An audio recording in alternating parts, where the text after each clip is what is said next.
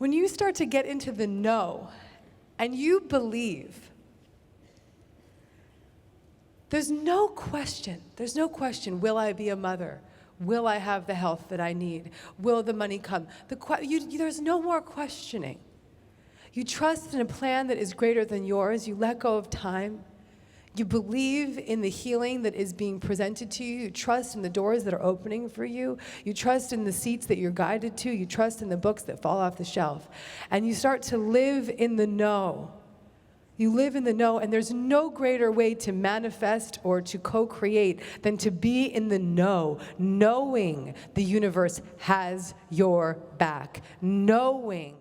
I started writing this book in January of 2015. And I had the book deal with Hay House, and I had the word count that I needed, and I had the due date, and I had serious writer's block. Here I was, I had a year to write this book, and I was feeling more disconnected from spirit than I had ever felt in my life. I was having a little bit of existential crisis. I was writing a book about connecting to God, connecting to love, connecting to spirit, deepening your faith in the universe. And I couldn't hear my connection to God. I couldn't hear. I couldn't experience, I couldn't feel. I was feeling more stuck than I had ever felt in my life. And I wasn't upset about the fact that things weren't flowing properly, or I wasn't upset about the fact that the words weren't coming easily. What I was most upset about was that I was feeling so disconnected from what was the most meaningful thing in my life, that connection to God, that connection to the universe.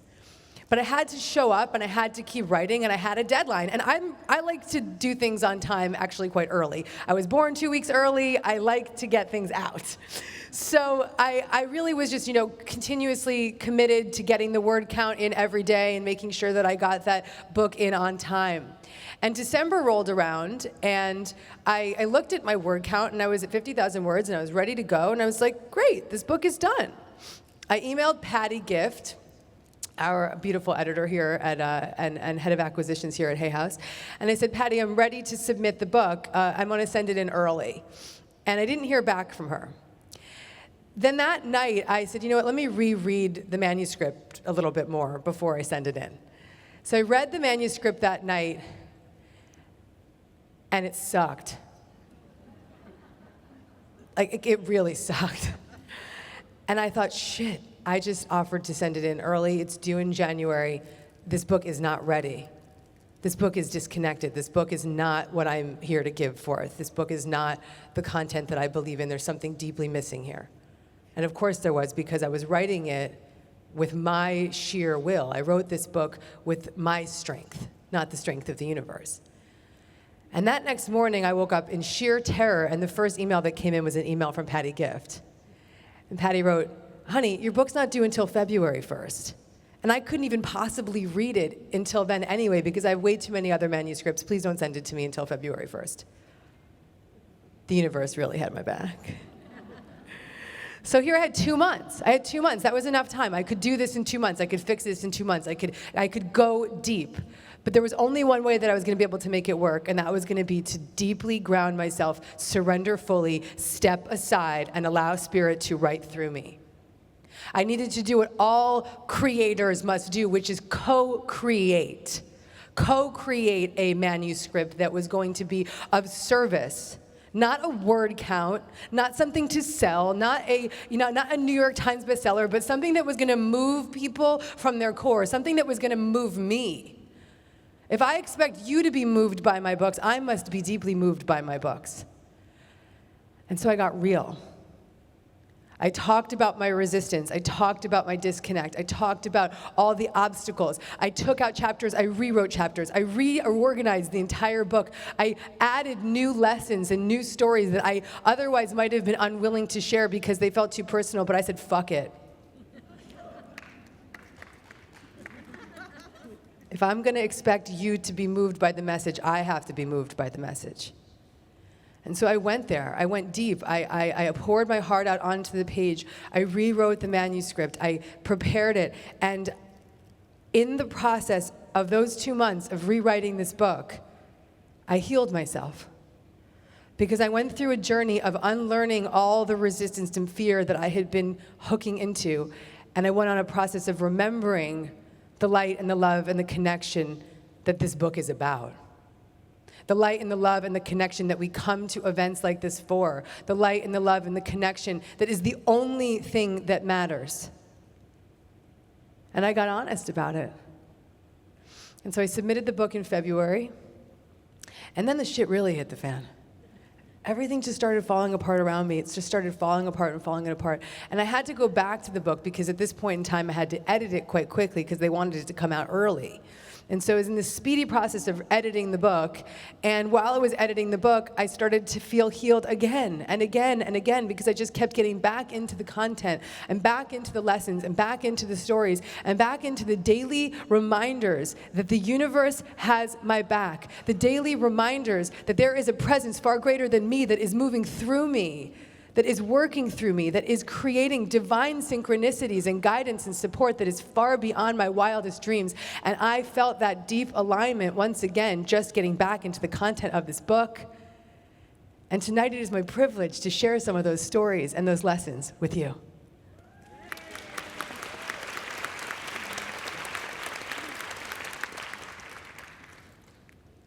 There's a lot of good stories and a lot of honesty that comes through. But before we get into how we can feel that connection, we got to look at the way that we disconnect. We have to get real about what's up. In the book, I say, you have to look at what's up so that it stops coming up. And if we're not willing to look at what's up, it will keep coming up. It will keep showing up in the same type of relationship with just another outfit. Or it will show up in the same physical manifestation even when we thought it was cured. Or it will continue to show up in the same dramas that we create in our career, the financial insecurity, or the physical conditions, or the depression, or the disconnect in our marriage. It will continue to show up and show up and show up until we show up for it. So are you willing to show up? We have to. Actually, that's a stupid question. You're here, so you're obviously willing to show up. But there's a willingness that says, I'm going to get in the seat, and I'm going to listen, and it's going to be very comfortable. I'm going to sit there with my pretty little Louise Hay green book, and I'm just going to take notes and be cool, versus I'm going to let myself cry in front of strangers. I'm going to let myself go deep into the depths of what's up for me. I'm going to get honest about what's coming through. I'm going to go home, and I'm going to be new. I'm going to go home and I'm going to apply the principles that I learn in these rooms. I'm going to go home and I'm going to take this seriously because my life depends on it. So there's a difference between showing up and getting yourself in the chair, which is a big first step, let me honor you now. But there's a major difference between that and actually going to the depths of what it takes to uncover the resistance, the blocks to the presence of love that is within us, the blocks to the presence of the universe, the love, the ever-present energy of love that is within us and around us. If we don't show up for what's up, we won't feel that connection and we'll stay stuck. We'll have all the self-help books next to our bed, but we'll just keep reading them and not digesting them. So I wanted to bring this as the first lesson from the book, and this is where I begin the book, that's talking about resistance. Resistance comes in many forms. Resistance are the stories that we hold, the walls that we build against that presence of love, the places where we feel very safe, but really we are so not safe in those places. That is the most dangerous place to be. And in the honor of really witnessing that resistance, I'm going to just throw you into the fire. Are you ready to go into the fire with me? Let's just get in the fire. Okay, so I want to challenge you to get real about what's up in this moment.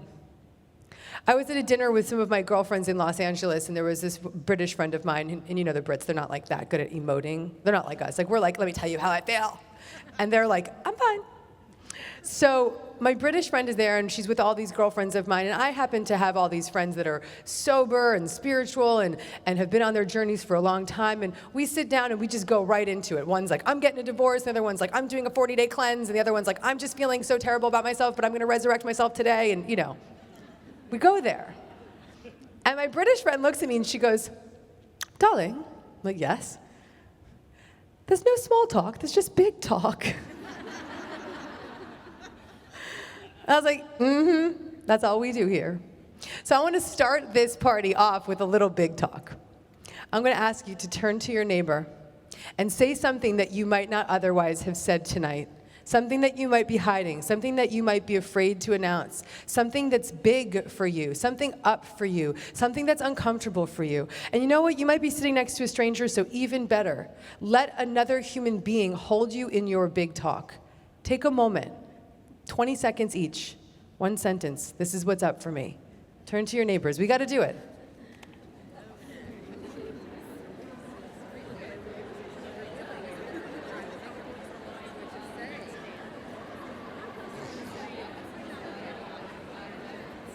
Don't talk too long, just a quick line of, this is what's up for me. I see some of you are silent. Share your big talk.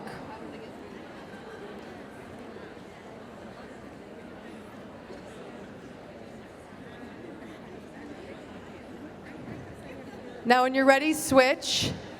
Switch partners if you haven't already. Switch partners if you haven't already.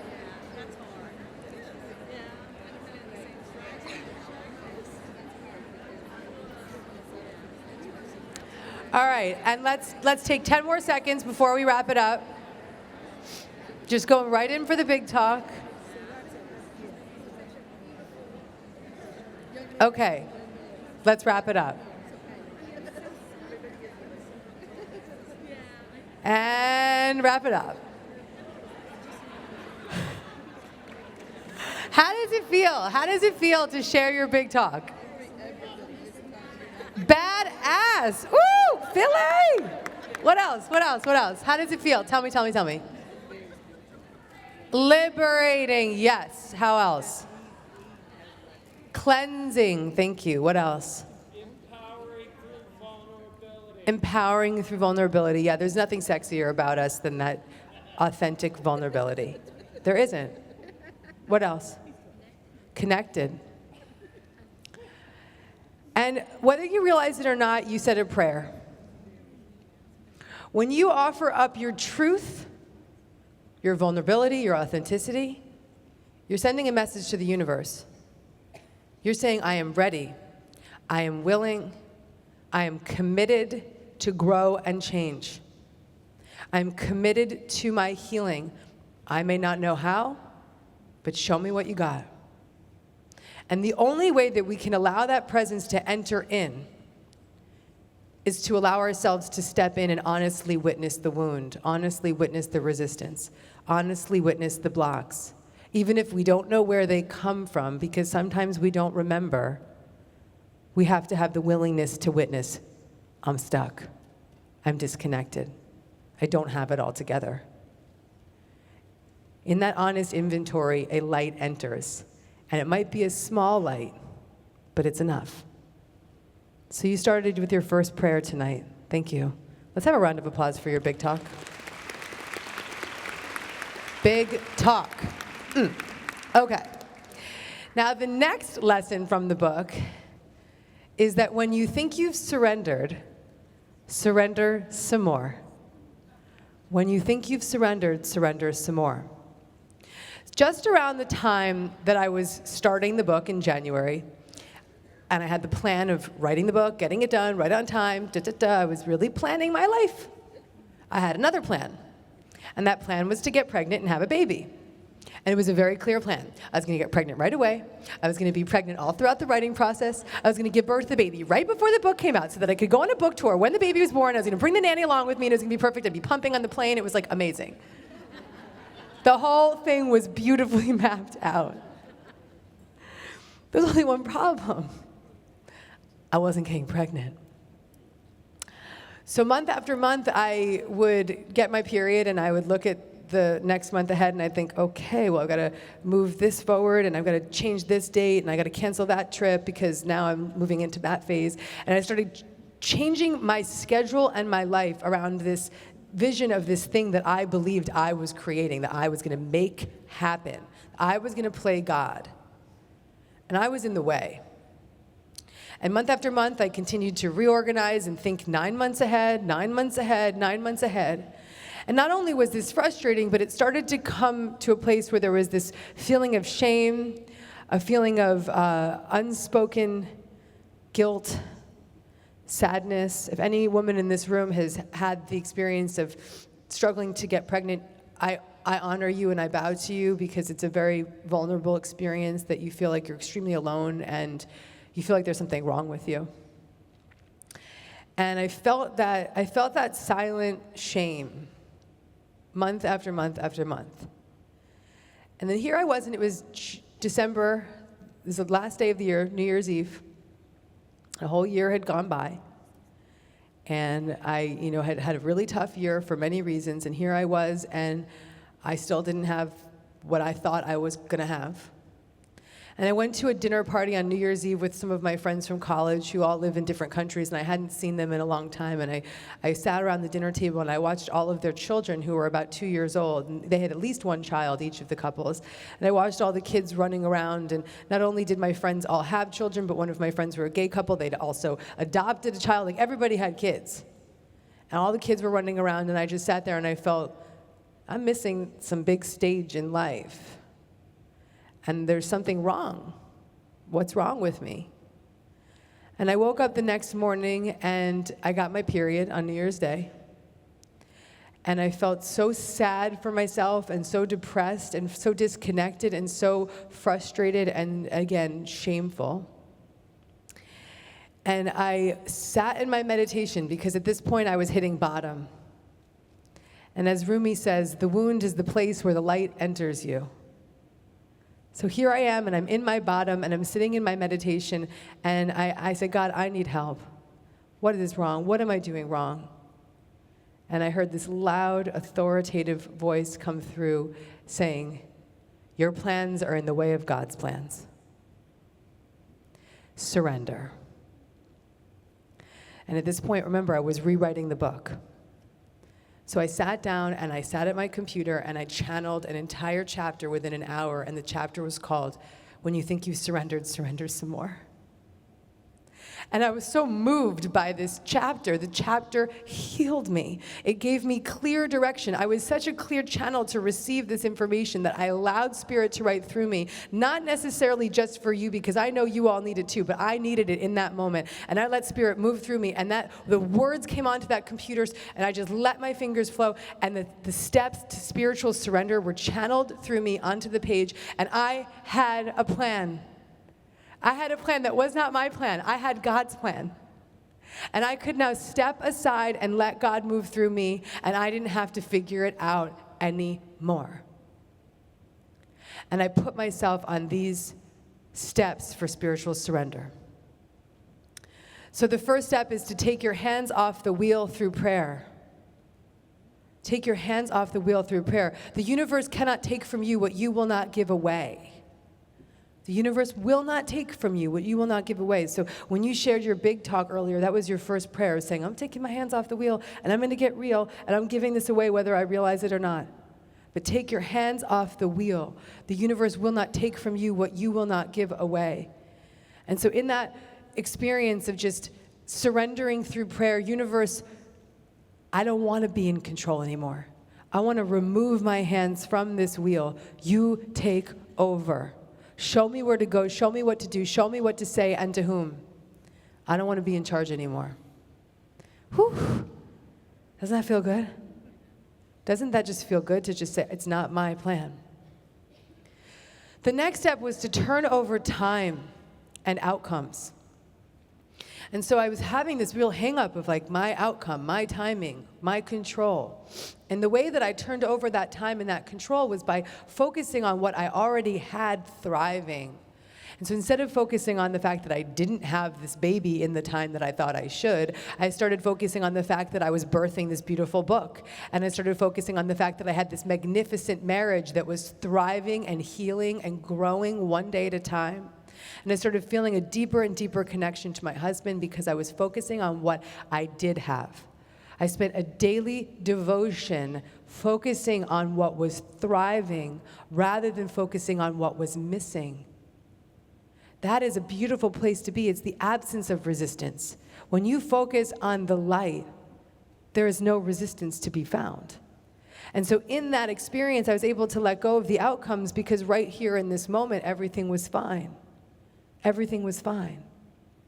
And then the final step was when you think you've surrendered, surrender some more and more and more. I continued to surrender daily, and I continued to deepen my practice, and I continued to turn it over, and I continued to allow the universe to expose to me what was the lesson, what was the healing, what was the reason behind my experience. And through a lot of difficult situations and unearthing of funky stuff and healing and picking myself up and falling back down and picking myself back up, what I came to realize was that I wasn't ready to be a mother until I could learn how to mother myself. Thank you. The universe will do for you what you cannot do for yourself. When you think you've surrendered and you surrender some more, what happens is that you start to realize that there's a bigger, greater lesson. There's a greater assignment. There's a greater opportunity that you didn't even know about. And that opportunity presents itself to you in the most magnificent way. The most magnificent way. And that actually brings us to the third step, which is that obstacles are detours in the right direction. So in the instance of this baby controlling, trying to make it happen, that obstacle was clearly a detour to guide me to surrender, to guide me to channel the most beautiful chapter in this book, to guide me to be able to be a reminder to all of you of the power of surrender, and to allow me to recognize and realize all that I needed to heal in myself before I could actually be a mother. And I am grateful, and I am thrilled that I did not get pregnant one day sooner, and I know my baby is coming in God's time. So the next step is obstacles or detours in the right direction. So around the same time all these stories happened while I was writing this crazy book. So I'm at the same time that I was trying to get pregnant, writing a book, really trying to control my life. My husband retires from his job of 10 years in private equity, a big job that he walked away from to run my business. And while this was thrilling, and today is the best thing that ever happened to us, at the time was horrifying. It was fucking terrifying. Because I'm like, wait, I gotta look at you every day? I gotta wake up with you and work with you every day? And and in the beginning, I was in such a controlled state. I'd been 15 years running my own business, 15 years, with my hands on the wheel, in control. And that was a way that I stayed safe, I've come to learn. That was a safety mechanism that I've come to learn. And it did me good until it no longer did. But I was still in that place of trying to be in control. So there was a lot of friction because, when there's a man stepping in and you're still trying to be the man, that's not so cute. So that was bringing up a lot. And we were, one afternoon, on our way driving uptown in a cab to go to a meeting. And there was some friction between us because of the same old mishigas of me being in control and him wanting to be a man and me not letting him be a man. And ladies, not a good thing. And we are in the taxi driving uptown, and I remember just this ridiculous fight back and forth. And so I just tuned in silently and said a prayer, universe, take this from me. Help me reorganize this. And in that prayer, I started to feel a sense of relief come over me. And I noticed him relax. We both started to just move into this place of ease and feel a little bit more relaxed. And we went to our meeting, and the meeting went well. And we walked out of the meeting, and we walked up to the elevator, and we hit the elevator, and the elevator came up, and I said, oh, wait, I got to go ask them one more question. So I ran back, and I went to go ask my next question. I come back, I'm like, okay, good. We buzz the elevator comes up, we get in the elevator, we go all the way down, and we're in between floor 1 and 2, the elevator stops. And I'm like, oh no, I'm in an elevator with a claustrophobic man. And we were stuck. So here I am, I'm like buzzing down to the doorman. We're stuck in the elevator, let us out, what are we gonna do? And he said, okay, I'm gonna call the elevator guy and he'll be here soon. Now, in New York City, when they say I'm gonna call somebody and they're gonna be here soon, that means like 45 minutes. Because there's gonna be some traffic or some subway or some problem or who knows where the hell these people are coming from. And so I'm sitting there and I'm like, oh my God, I'm starting to sweat. We're taking off our clothes, we're dropping our bags, we're sitting on the floor, we're repeating mantras. We're like, what are we gonna do? What are we gonna do? Sweating, buzzing, flipping out. And then all of a sudden I'm like, God, I need a miracle. I'm stuck in an elevator with a claustrophobic man. I need a miracle. And I started to feel a sense of love and sense of peace come over me because I prayed, and I heard, serve him. So I started to rub his back and tickle his neck and give him a massage and started talking about all the things he's interested in, his punk band and his fashion and you know, the furniture that he wants to look at, and just like totally engaging him, you know, getting him really warmed up and loving him up and just being with my man. And here we are, and he's loving it. He's like, yeah, you know, I want to talk about furniture. I'm going to get my massage. This massage is good. A little harder in the corner. And he's getting into it. And I can see him relaxing, and 30 minutes go by, and he's more relaxed, and 40 minutes go by, and he's more relaxed. And then I look at the watch. I'm like, it's been 45 minutes. Like, this is no longer cool. So I start buzzing and screaming, and then I'm like, Archangel Michael, I need a miracle. Bring it. At which point about a minute later, I hear the knocking on the elevator door. And I start to hear the guy rejiggering to get us out. And he opens this elevator gate, and my husband and I hop out, like it was the distance from here to there to the floor, hop out onto the ground floor. It's lunchtime. So all these people are sitting in the elevator lobby, like staring at me, and my husband's sweating, falling out of an elevator. And so we fall out of the elevator, and my husband grabs my arm, and he looks at his watch, and it's 1:11. If you're not familiar, when you see the numbers in sequence, that means the angels are with you, and we were blessed. And so I said, it's 1:11. What's my lesson? This was a beautiful opportunity to see this obstacle as a detour in the right direction. Because what this obstacle gave me was a blessing. It took away all the pretenses, it took away all the dramas, it stripped us from all the stuff, and it put me in a little tiny square box with a man that I love, and it reminded me to get back to what is real. To give him the love and the connection and the light that he always wanted from me. To give him that feeling of attention that all men want. To let go of all the littleness and return to love. And it took the universe to lock me in an elevator to remind me that that love was what was real. So you may have some moments or obstacles or detours in your life, but I want you to begin to see them as detours in the right direction. The universe will not give you what you cannot handle. And sometimes what you need most is an uncomfortable situation to wake you up to the truth of what is real. And sometimes those situations are far more uncomfortable than being stuck in an elevator for 45 minutes. They may come as a diagnosis, they may come as a divorce, they may come as an illness, they may come as a loss of money or a loss of a job. But my goal, my vision, my prayer for you is that you can begin to look at these difficult situations in your life and say, universe, show me how I can see this obstacle as a detour in the right direction.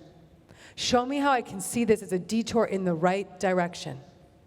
Can you do that right now? Take one area of your life that's really funky. I was going to curse, but I decided not to. I was like, funky. Look at that funky area of your life. And just in your mind's eye, just see it, feel it. You know what it is. You know what's up. You know how you feel disconnected. You know how you feel rocked to your core. And let's say a prayer. Universe, thank you for showing me how this obstacle is merely a detour in the right direction. Show me what you got. Open your heart to what that means to you. And let that be our next prayer. Prayer is the medium for miracles. As we say these prayers, we unravel the negativity. We open an invisible door. We let Spirit remind us of what is true. Maybe tonight when you're in your hotel room and you're journaling, you'll have a moment where you see, that's what this was for. Or you'll have a full circle moment like I had with the baby, and you'll realize I needed to mother myself before I could be a mother. Or you'll have those moments where it all comes together and you can say, thank you. Your plan was way better than mine. You ready for that, everybody? These girls in the front are really rocking me. I love you. I really do. You're like amazing. Okay, so I have two stories here. I'm going to decide which one. I put two in here, and I was like, which one do they want? One of them, you can choose. Ready? You want both? Okay. I want to hear from you too. I wanted to get you guys up. We'll see what happens. So one of them is the universe works in mysterious ways, and the other one is the universe works fast when you're having fun. Which do you want? How about fun? Give me some claps for fun. Give me some claps for mysterious ways. Mysterious ways? Okay, mysterious ways. We're just going to do it. You'll have to come to the next talk somewhere else, where I'll give the other one. Okay, so the universe works in mysterious ways. So I have been a devotee of trance medium named John of God, who you may be familiar with. Dr. Dyer used to talk about John of God a lot. And I've been visiting John of God since 2008, and that's a big part of my spiritual journey. And the mediums in Brazil have been some of the greatest teachers that I've had, and some of the greatest mediumship training I've ever experienced, and really spiritual school, like smackdown. And the first time I visited John of God, I spent 2 weeks there, and I was with a tour group, and the woman who was leading the tour is a woman named Heather Cumming, and she happened to write the book John of God, the Miracle Man from Brazil. And a woman in my group was this woman, Setsuko, from Japan. And Setsuko was actually there with her husband because she was actually translating Heather's book. So she was there to actually get the experience of John of God so that she could translate the book with authenticity and a great understanding and grace. And so she and I became really good friends. And this was right before I wrote my first book, Add More Ing to Your Life. And at the time, I was like channeling all this material for the book, and I was talking about it, and I was really, really ripe and ready, and I was going to John of God daily saying, praying for the book and give me a blessing for this book. And Setsuko kind of took me under her wing, and she was like, I believe in you. I don't know why, but I believe in you. And she would talk to me about my book, and we were together for 2 weeks. So we'd have breakfast and talk about the book, and she'd give me literary advice and guidance. And when I left Brazil, she looked at me and she said, you know, Gabby, I'm excited for you, and I know this book is going to be a big book, and maybe one day I will publish it in Japanese. And I thought, oh, that's so sweet. She's so kind, and she's, really being generous. So I didn't think anything other than this is a beautiful mentorship. And I go out, and a month later get the book deal. John of God, that worked fast for me in that minute. And that book deal came, and I had 4 months to write the book, wrote the book came out, was a great success. First book out of the gate, great success. It was bigger than I expected. It continued to sell, and it was this beautiful launch experience. And then I found myself maybe about 3 months into the book launch, and I was at the Omega Institute having tea with a friend, and it's a spiritual center in Rhinebeck, New York. And I was having tea with a friend of mine, and he was talking about how he wanted to get into the field of translation. And he was saying, I want to translate books, and I think this would be such a great field for me. And I said, there's only one person I know who is a translator, and her name is Setsuko, and she lives in Japan, and I don't know when she's in the US, but I'd love to put you in touch with her. I'll try to find her email for you. Then we walk up the steps from the dining hall to the cafe, and I bump into this little Asian woman, and all of a sudden I go, Setsuko? What are you doing in America? And she goes, Gabby, oh my God, I was just in the library here at Omega in the bookstore, and I was reading your book and thinking how I would love to connect with you. I can't believe you're here. So here we are. The universe is mysterious. We're meeting up in this divine moment. We sit down. We start chit-chatting about what's happening. She said, I want to publish this book.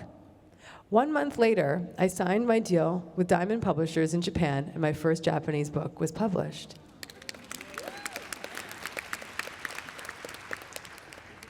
And the reason I wanted to tell you this story is not because, oh my God, it's some major synchronicity.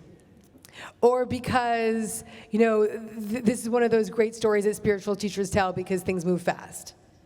It's to tell you that this is normal. It's to remind you that these synchronicities, this type of support, this type of fast-paced speed that the universe works in, this type of divine synchronicity is no accident. There are no accidents in the kingdom of heaven. And when you are aligned with joy, purpose, service, and love, what you need will be given to you in ways that are far greater than you could ever imagine. And synchronicities are natural. Miracles are natural. And when they do not occur, something has gone wrong. So the reminder of this chapter, the universe works in mysterious ways, is for you to stop thinking it's so mysterious. For you to start owning and accepting your own mediumship, your own connection, your own capacity to hear with that inner ear, see beyond your physical sight, your own capacity to have that flow and that speed and that support and that guidance and that intuitive inner GPS that says, go here, do that, meet her, open that door, take that job, listen to this person. Don't you want to live in that wonder and that joy? Don't you want that?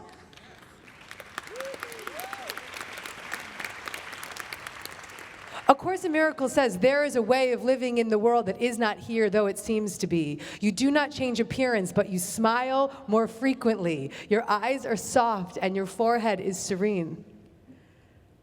Doesn't that sound magnificent? Don't we want that? That's what we're here for. That's what we come to spiritual retreat weekends for. That's what we come to Hay House I Can Do It for. We come to be reminded of the wonder and the magnificence and the connection and the synchronicity and the divine inner wisdom that is within us and around us. And we're here to be reminded that it's not unnatural. That we're not to be like, oh my God, I can't believe she found her. We're supposed to look and say, of course I walked into her. And of course I got the publishing deal. And of course, because God's will is to lead you in the direction of your highest good and the highest good for all. And when you stop praying for what you think you need and you start praying for what is of the highest good, the universe opens invisible doors for you. So can we all own that tonight? We can own that. Great. So before I give you the last lesson, I actually I never have done this at a Hay House event, but one of my favorite things to do when I give talks is to do a Q&A. And so I emailed Molly tonight and said, can I do a little Q&A? And she said, sure, why not? I don't see why not. And so I figured, rather than just get up here and tell you stories, I want to hear your stories. I want to hear your questions. I want to be able to express the truth of this book to you directly, to give you a direct through line of what these messages mean to me so that you can have an even greater opportunity to take these messages home. So are you guys open to have a conversation with me right now? Yeah? Mm-hmm. Okay. So you can line up right here if you want to ask any questions. Come on up. Let's see it. We see some people coming right in. Bring it in, my friends. Thank you for jumping out of your seat. I absolutely love you. You're so cute. Tell me your name. I'm Greta, and the little exercise that you did with the big question, I opened up to something that I didn't even know was stuck in me. And I've been, this whole journey to come here is like miraculous, like you say, and I'm starting to realize it's the same message that Mike Dooley was giving earlier. It's supposed to be this way. Yeah. It's supposed to feel good, and all these synchronicities and everything. It's just, literally my trip here was hopping from one bus. My car broke down. I had to get to the train station to get to the flight to get here. And it was literally from, there's a bus, step out of my house in a small town and hop on the bus. The bus was faster, it was there. I mean, all the connections were effortless, and that's what I've been asking for. A light, airy feeling, good smells, good, beautiful things, beautiful colors. That's how I picked the place I'm staying at, which is a youth hostel, and it had beautiful colors on the pictures, and it's just... You are manifesting the heck out of this trip, aren't you? Yeah, absolutely. Yeah. Right. And it's going further because this is just one step in oh boy, it's been going on, and it's like, this is great. So one thing I found, before I let you ask the question, one thing I found is when we're meant to be in a healing or in a spiritual environment or at a retreat, it doesn't matter how many planes break down or if you miss your flight, like you are going to get there. If you are meant to be there, you're going to get there. And let me tell you this, if you're not meant to be there, there's no way in hell you're going to get there. This is just the beginning of my next step, which is picking up, going back to my country and starting over there and living the dream life with the person that I'm meant to be with. And yeah. There's always these, but is it supposed to be because it's so difficult? And like, yeah, this clarifies a lot. So yeah, listen, we give pain purpose. We give purpose to the pain, right? We say, oh, well, the struggle is how I'm going to make it happen, or it's not going to be easy. No, let's take away the purpose from that pain. Let's take away the purpose from that pain. And let's take the pain out of the purpose, and let's let the purpose just to be in joy. Yeah. Our purpose, our birthright is to be in joy. And when we vibrate from the calibration of joy, the bus shows up, the smell is there, the hotel room is magnificent. Have the most magnificent weekend, sister. You are in the flow of joy. Go, girl. Okay, who's next? Hi, beauty. Hi, my name is Annika, and I'm actually from Germany. I came all the way here to see you. Sei das Licht. And I have a question. So through your books and everything, I felt like I'm getting the connection and I'm getting there, but sometimes I feel like I'm so stuck in some ways. Like I have this relationship, these relationships that I know need to go. I need to cut the cords, but I can't do it. I am so stuck. I'm going to pull a Wayne Dyer. Ready?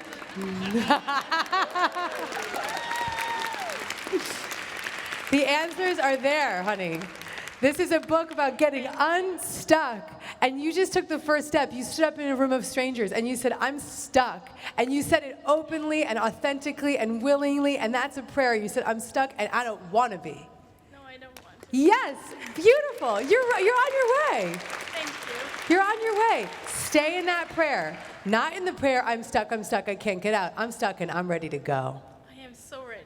I am so ready. Thank you so much. You're welcome, honey. Enjoy the book. Hi, Gabby. I get so vulnerable so quickly. I mean, I could just stand here right now and just cry for no reason. I've had like the best life and like the worst life.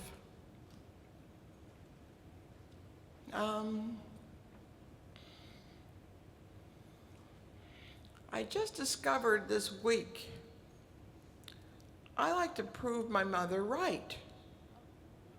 So as a teenager, I did something cleaning my room. She said, "You're perfectly perfect." Okay, I cleaned my room really good, so I get, I can prove her right. Well, then life goes on. I get memories and something happened, ended up in hospitals, mental hospitals, sexual thing with my dad at age 3. Mm-hmm. Okay, but So you had a memory as an adult of these things. Yes, at 44. Yeah, Oh, I understand. Meant the name. I understand. But then my mother started saying things like, "You seem possessed." So I want to prove my mother right, not realizing I did, but I was. So I would act out like I was possessed to prove her right. And I'm like always torn between. Let's go back for 1 second. Do you mind? Let's go back. So you uncovered trauma. I did too. I understand. I had a memory in February. So I know how horrifying that is and how scary that is. It's actually the most horrifying moment of your life when you remember your childhood sexual trauma. Like, I am with you more than you know. Let me ask you this. Have you given yourself an opportunity to work through that trauma? Oh gosh, yes. Yeah?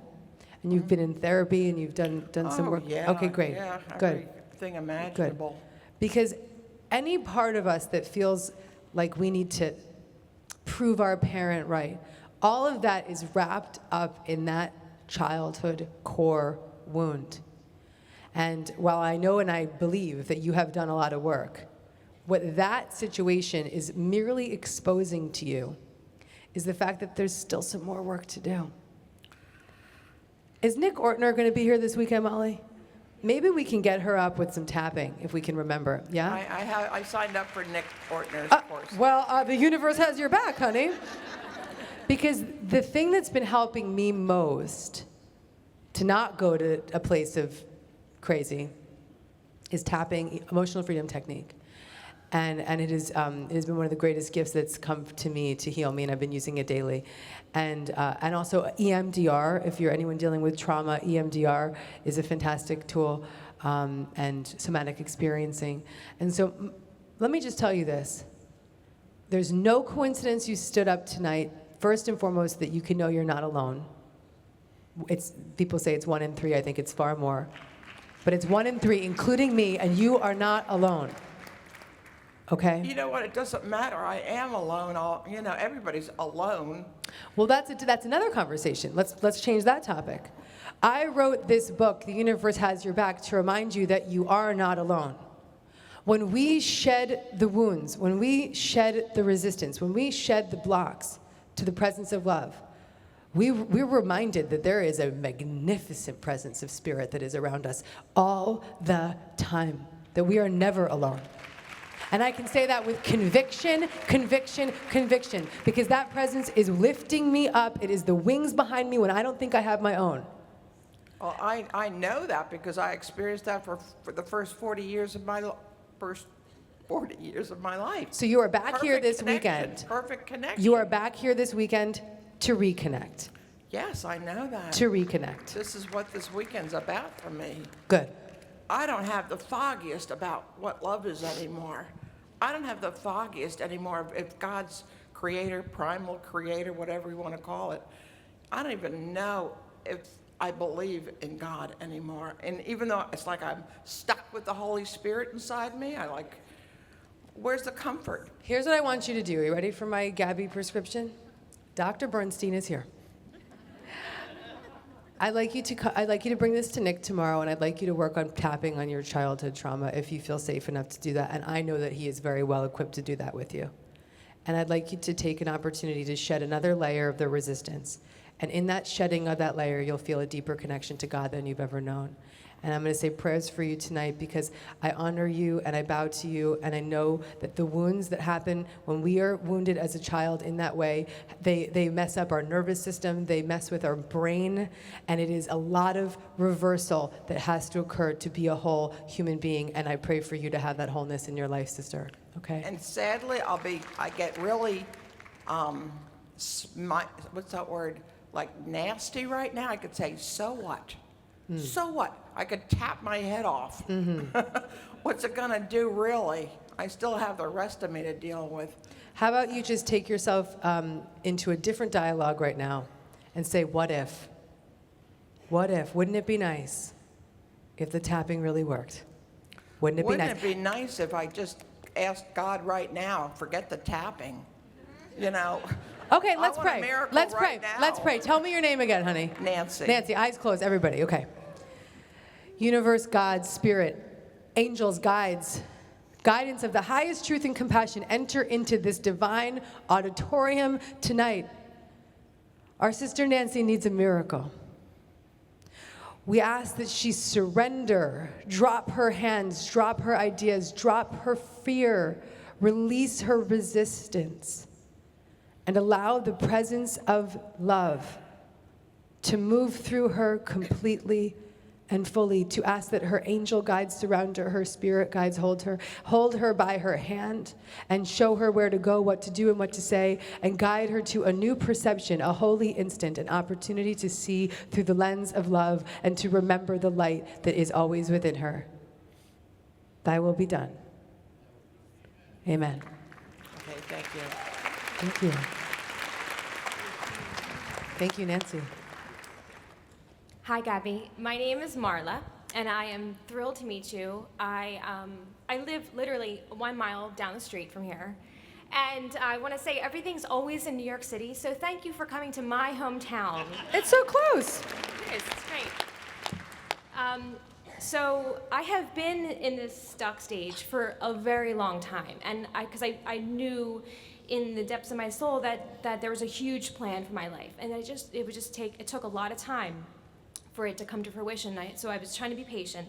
So now I'm actually in that stage where I'm coming out of my shell and I'm blossoming, and I'm out of that incubation stage. So what's happening is that opportunities are flooding to me in every which direction. So my question for you is, when you're at this stage of honing it, like being open to receiving, how do you know where to focus your energies and intentions with all these opportunities are of interest to you and of your talents and skills? Yeah. Well, first of all, congratulations for being in the flow. It's beautiful. And you're not wrong. You know, when you're in the flow, life gets big. It gets bigger than you. So I always say lean towards joy and you will be led. So test out these different opportunities that are coming your way and what lights you up the most right now. Whatever it is that brings you the most joy, and it may not be the most logical, it may not be the most financially abundant, it may not be the most profound or self-promotional, but if it brings you the most joy and you make that choice, you can trust that it's exactly what you need to be. It's exactly what's going to elevate you. When we're in the vibration of joy, we just multiply. We multiply. Okay, great. Thank you. Lean towards joy. Thank you. Thank you, honey. So we have 9 minutes and 31 seconds. So I know we have so many stories, but I'd love to just go right into the questions. And you're all going to tell me your stories anyway, but let's just try. Hi, my name's Allison. You were like on Facebook Live earlier, and you were like, you should come to Philly. So here I am. I'm like, what's up? Facebook Live, cool. I know. So I guess my question is. Oh, Allison Hummel. Yeah. Nice to see you. too. You look so beautiful. Oh, thanks. I saw you on the Facebook Live. I was like, please come. And here I am. So I've just gone through a divorce, actually. I think it was like I went and heard you. I won't do a story. So I'm holding on for dear life to things that the universe is taking from me. The divorce is, I think, just brought about this, like, it's just things are leaving me. Work, relationships, and then things are coming in, and then things are going. And I find that I have a hard time letting go of the things, even if I don't want them. It's like I'm like, well, why did you take it? I wasn't done with it yet. So so I'm creating a new life for myself, and I'm really struggling with how to do that, I guess. From like, I'm at the most below, I'm in the basement. Like, First of all, I want to give you the spiritual steps for surrender, okay? So the book actually has the full 4 or 5 steps. That's only 3 that I gave you tonight, so you can get them in the book as well. But I want you to practice that surrender chapter. Read fast, get to the end, and practice that surrender chapter. Because if we don't give it away, we can't. Did I press play? Oops, sorry guys, we're playing my music by accident. If we don't surrender and we don't give it up, we don't create any space for what's new to come in. So if you're grasping onto that old relationship or you're grasping onto that old job, what you're doing is you're blocking the new relationship, you're blocking the new job, you're blocking all the manifestations. So it's the clearing, it's the letting go. You may want to practice some cord cutting meditations. They probably have some great Doreen Virtue work out there with the angel healing. And I spend a half hour every morning cutting cords, because I got to every day let go of what yesterday was bringing me. Because I got new stuff that's got to come in. And we're living in very fast times, my friends, and we got to sort. We got to sort the crap and move in. Sort, and let whatever else needs to come in. And we got to keep up. Okay. Yogi Bhajan said, keep up and you will be kept up. all right. Okay, so clean it out. All right, thanks, Gabby. And that surrender chapter is for you, honey. Nice to see you. Congratulations on your divorce. I mean it. I really do. Hi, Gabby. Hi, 6 minutes and 34 seconds. Let's We're really go to the fast, question. we promise. Okay, Thank you. So my name is Kate. This is my friend Jess. Hi. We absolutely love you. Thank you for coming to Philadelphia. This is where we're from. And we are working on a secret project right now that we haven't shared with anyone, and it is for this community in Philadelphia. And it is called Good, and it is a wellness festival to celebrate the good things. And we are here to personally invite you, despite the fact that we're shaking like leaves, to be there. And we would love to have you and host you. First of all, congratulations on birthing your new thing and sharing it with everybody here. Congratulations. Thank you. Yeah, let's talk about it. Amazing. Congratulations. We'll be in touch. We'll be in touch. Talk to you so soon. much. Thank you. Hi, Gabby. I'm thrilled to be here, and much of what you said touched me deeply. And I was wondering, it's a 2-part question. Can you hear me, or should I speak up? Okay. Okay, so the first part is, do you think we're in this age of miracles now, and we're all here to say that this is just normal? Like, that this is our time? Yeah, I think we're living in a time where as much destruction, divisiveness, separation, attack, judgment is showing up. There's an equal amount of awakening. And Yogi Bhajan said that 1/3, 1/3, 1/3. 1/3, during these times, he had a prophecy of the times that we're living in now. And he said 1/3 will go mad.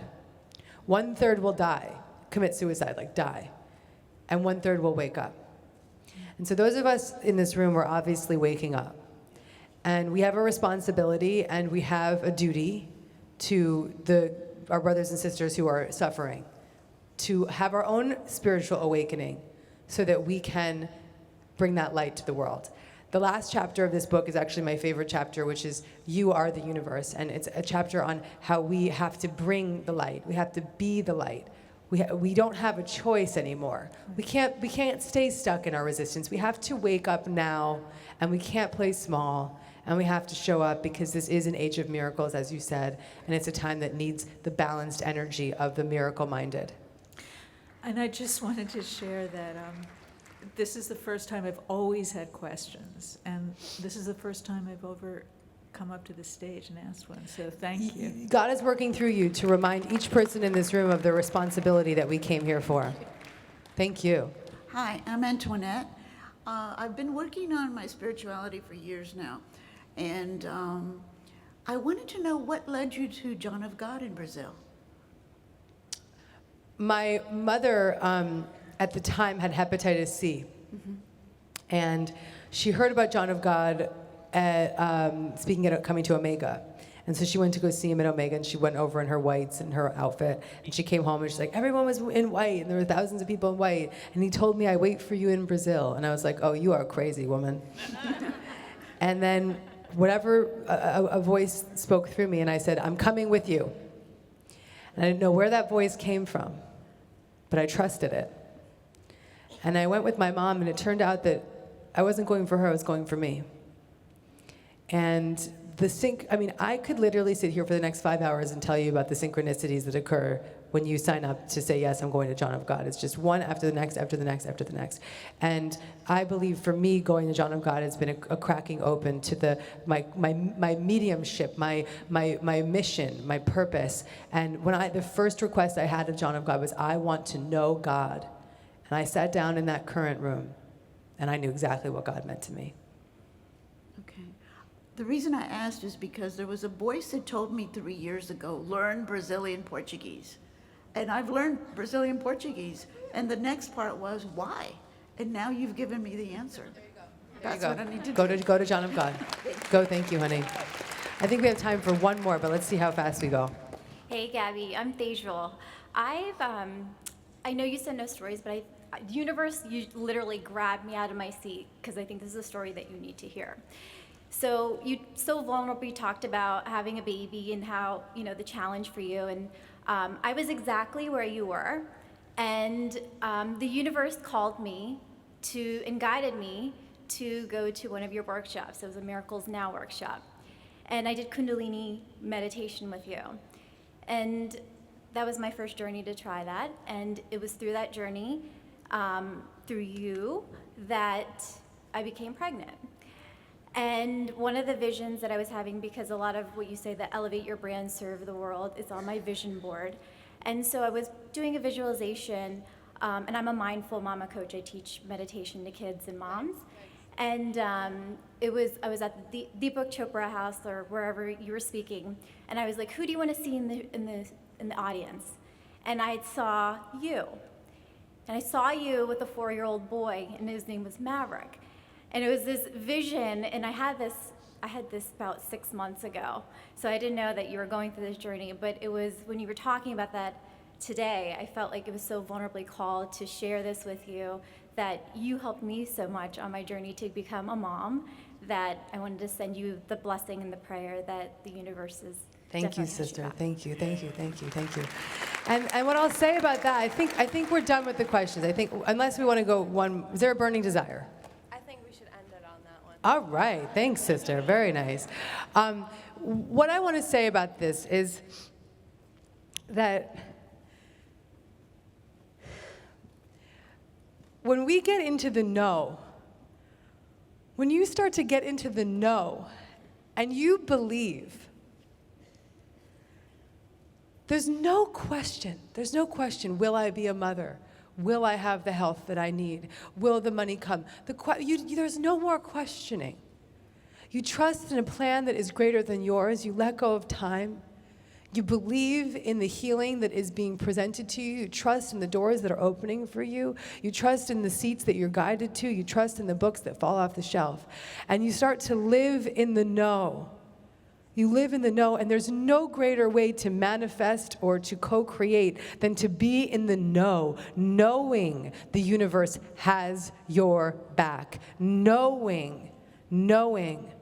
And my hope and my intention with this book is that one page at a time, you will get into the know. And when you shut that book, you will remember. You will remember your true power. You will remember where your connection lies. You will remember the divine synchronicity is natural. You will remember that you are a child of God and that you are here to express light fully and completely. You will know. I used to think that I wrote my books for you. I thought that I would tap into what my audience needed and I would figure out what was up for them, and I would write a book in their honor. And I gotta be honest with you guys, I wrote this book for us. I wrote this book just as much for myself as I wrote it for you, and I needed it, and it healed me, and it is a true honor and a privilege for you to be able to have one with your own hands tonight, and to be touched by these teachings, and to be able to open up to the knowing that is within you. May you all be happy, may you be healthy, may you be holy, and may you always know that the universe has your back. Thank you.